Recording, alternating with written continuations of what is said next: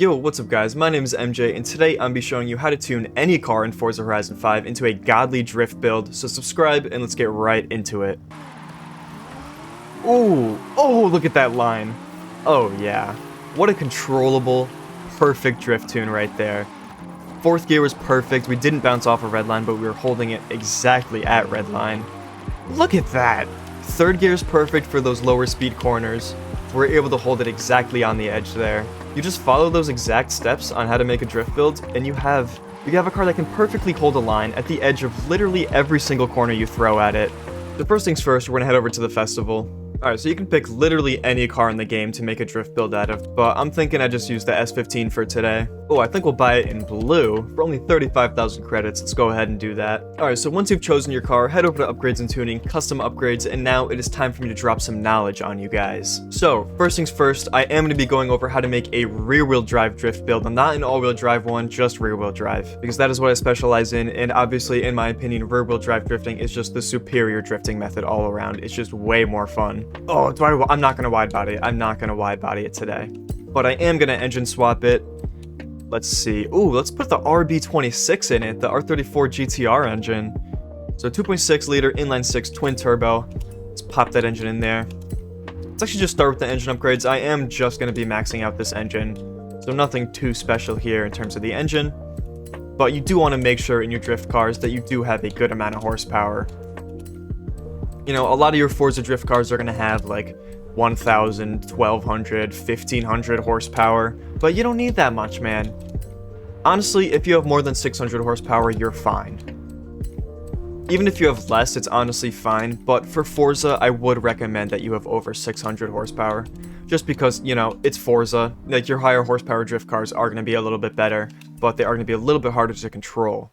But onto platform and handling, I literally just maxed out the engine, nothing special. Maxing out the brakes, and then obviously for your springs, you do want to put on the drift springs and dampers.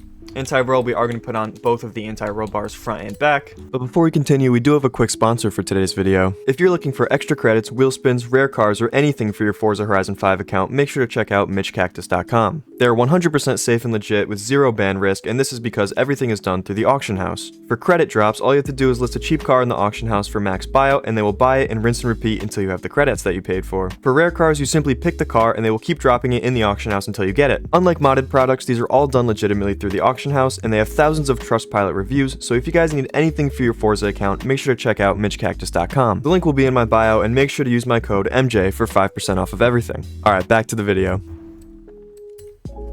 Roll cage, we are going to toss a roll cage in there for extra chassis rigidity. Weight reduction, sure. Just going in, maxing everything out. Transmission, okay. You could put the drift transmission on there, the 4-speed, but you really don't have to. It does not matter. Unless you are driving in automatic mode. If you do not manually shift gears yourself, then put the drift 4-speed automatic transmission on there. Because in that case, it won't upshift you past 4th gear, then you just make 4th gear your drifting gear, so that whenever you redline the gear, it won't shift you up.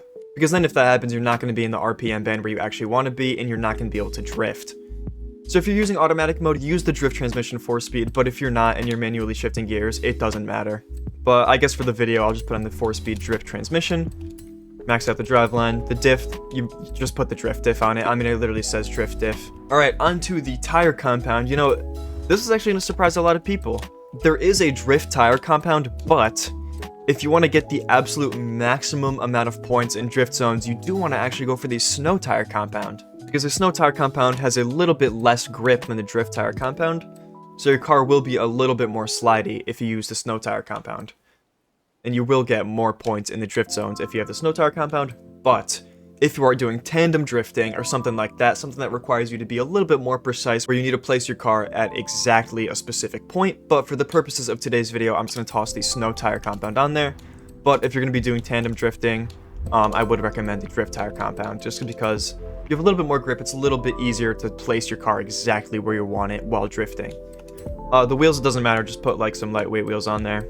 Yeah, whatever, I'm just gonna toss the TE37s on there. I'm gonna make the wheels a little bit bigger. I think 18 inches sounds about right for the wheels. And this fitment is trash, so we're going to fix that right now. Give it the full drift fitment. That looks a lot better. Appearance, obviously doesn't matter, it's literally just the appearance. Oh, wow, wait, that's actually it. So yeah, that's it for the upgrades and tuning. So we're gonna install the setup. We have 798 horsepower, we weigh 2,400 pounds, so this thing's actually gonna be pretty quick. But you know, I didn't go for anything crazy. I didn't go for like a 1,300 horsepower drift build for today's video because you don't need that much. But now, it is time for the most important part of this video, tuning the drift car. So what you're gonna wanna do is just keep your front tire pressure exactly how it is, because you want grip in your front tires. But for the rear tire pressure, you can put it all the way down to 15. And for the gearing, you can't actually change your gear ratios without driving the car, so we're gonna do this last. For alignment, this car doesn't have 1,300 horsepower. I say only, but it's Forza. It only has 800 horsepower, which isn't that much for a Forza drift car. So because it only has 800 horsepower, we're gonna make the negative camber in the back slightly less because we want slightly less grip on the rear tires while turning. Toe, you could put the toe out a little bit in the front, but we're not going to go too far, so we're only going to go one toe out in the front. Caster, you're going to leave it exactly how it is, and obviously the front camber, you want it all the way up. So this looks pretty solid, but if you did have something like a 1,300 horsepower drift tune, I would recommend that you bring up your rear negative camber a little bit more. Maybe to -1, maybe even to -1.5 if you have a lot of horsepower. But we're going to leave it at -0.5 for now because we have less than 1,000, I'd say. Onto the anti-roll bars. So for your anti-roll bars, you want to set both of them towards soft, but not all the way. I mean, honestly, you could put it all the way because the Formula Drift cars in this game are automatically set. Their anti-roll are all the way soft. But I like to keep it a little bit off, not all the way soft, just to make the car handle, you know, not like absolutely horrible when you're not drifting.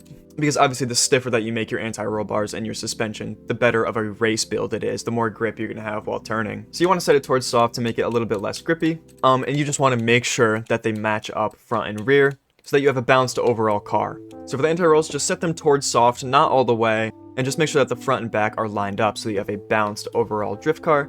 Springs, it is literally the exact same story. Literally the exact same thing.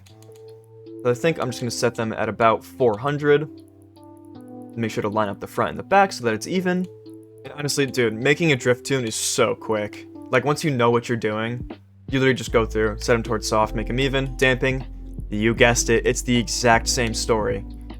Well, I guess I'll just set them all to 4. Yeah, I mean, it literally does the exact same thing between all these things. The more right that you send them, the more stiff that you send them, and the better of a grip build that it will be for races. So if you're on road doing road races, you want to set your suspension towards extremely stiff, but if you're doing what we're doing, drifting, you want to set your suspension towards extremely soft because you don't want grip while turning on the road. Aero, I didn't put any aero bits on it that are adjustable, so that doesn't matter. But if you do have adjustable aero bits, just make the rear, set that all the way towards speed. You do not want that much downforce in the back, or else your car's going to grip up and it's not going to be easy to drift it. But yeah, moving on to the brake. You could set your braking balance force a little bit towards the rear, but Forza's a little bit weird, you know. If you set it towards the rear, it actually makes it 40% towards the rear, which means that it's setting your brake balance towards the front. So if you take the little dot on the brake balance and you set it towards the rear, your brake balance is getting heavier on the front. Your front wheels will brake heavier than your rear wheels if you set it towards the rear wheels. So it's backwards, but now you know. And if you set your brake balance towards the rear, slash the front will brake harder. If you're transitioning, you know what I'm saying, you're drifting along, you want to transition, but you want to make your car transition really quickly. So if you go and you're drifting and you're about to transition, if you brake during the transition, if your brake balance is set towards the front and you brake during that transition, it'll transition your car a little bit faster. And for tandeming, you know, you want to tap your brakes sometimes, but you don't want your rear wheels to lock up while you're tapping your brakes. You want to keep that burnout going. So having a little bit less braking force in the rear is a little bit better for that, and for braking while transitions. I hope I explained that well. I'm not entirely sure if I explained that well, but hopefully you got the point. With the diff, you want to set the rear acceleration all the way up, of course. We do not want to wait for any of the power. We want full lock, full power, 100% immediately off of our differential. The decel, it doesn't matter. I'm just going to put it at 0%. But yeah, I mean, I low-key went over that somewhat quickly, but we still need to do the gearing. And for that, we need to go and actually drive around the car and test it. But, I mean, that's pretty much a completed drift tune right there, except for the gearing. And of course, boys, if you have any questions, let me know in the comments down below. I read literally like 99% of my comments, so just let me know if you're having any troubles or having any questions along the way of making your own drift tune in Forza. Wait, hang on. This car's ugly. I gotta toss a livery on this thing before we go any further. Here we go. That is much better. Now this car looks sick. Alright, so let's head over to the mountain and test out this drift tune and change these gear ratios up. I'll show you guys exactly how to tune gear ratios for the most optimal, well, gear ratios. Okay, so what you're looking for is if you're just rolling and you drop the clutch. Okay, fourth gear is too long. Obviously, you want the wheels to spin up when you drop the clutch. So we're going to set everything towards acceleration a little bit more, make the gear ratios a little bit shorter. Let's test 3.4. Not even sure if that's good. Yeah, fourth gear is still slightly long. But what you're looking for when you're testing the gear ratios is you want the RPM to be as close to redline as possible without bouncing off of redline. So you can see we're drifting along here at a moderate speed. And our tachometer isn't quite at redline. It's only at like 7,000 RPM. We need it to be at 9,000 RPM. So we need fourth gear to be a little bit shorter. So let's make it about 115. That's a little bit shorter. Well, actually, this is a slower speed corner, so it's a perfect corner to test out third gear. Let's see. Okay, third gear is pretty good. A little bit of a faster speed section. Fourth gear. Ooh, you know what? Oh, look at that. Look at that. That is right on redline, and that is not bouncing off the rev limiter at all. That is a nice fourth gear. Ooh, look at that. Just holding right at 9,000 RPM, but not going any further. I think we made a pretty solid fourth gear. So it's really up to you. You know, what gear you want to be for at what speed of drifting. But for the drift 4-speed transmission, for if you're drifting in automatic mode, you want to make fourth gear your like all-around drifting gear. And I think this is pretty solid. Ooh, oh, look at that line. Oh yeah, what a controllable, perfect drift tune right there. Fourth gear was perfect. We didn't bounce off a redline, but we were holding it exactly at redline. Look at that. Third gear is perfect for those lower speed corners. We're able to hold it exactly on the edge there. Let's see if we can do it again. Oh, I went a little bit over.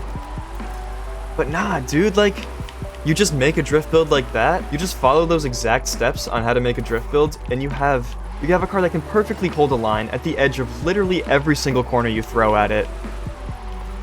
Like, look at the lines we're able to get. If this isn't a good drift tune, I don't know what is. But yeah, I mean, that about does it for this video. I think I went over everything on how to make a drift tune pretty in-depth. So again, just let me know if you have any questions in the comments down below. I read, like, essentially all of my comments. Oh, what a beautiful line, man. And, I mean, yeah, subscribe and leave a like if you enjoy the content, and I'll see you guys in the next one. Peace!